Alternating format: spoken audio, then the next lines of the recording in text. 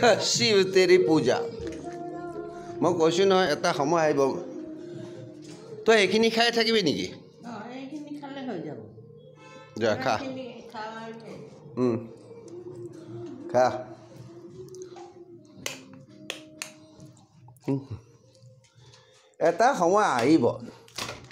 এটা সময় আহিব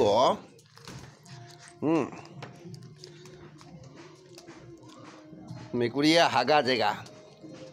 তথাপিও ইয়াতে হাগিছে চালা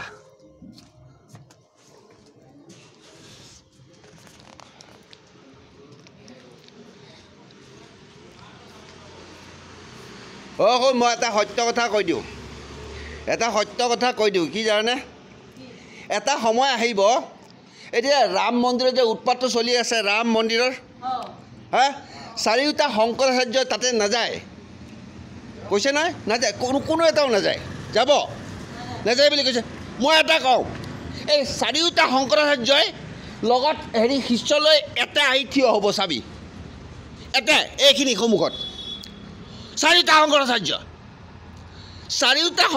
এতে থিয় হ'ব লাগিব ৰক্ষা নাই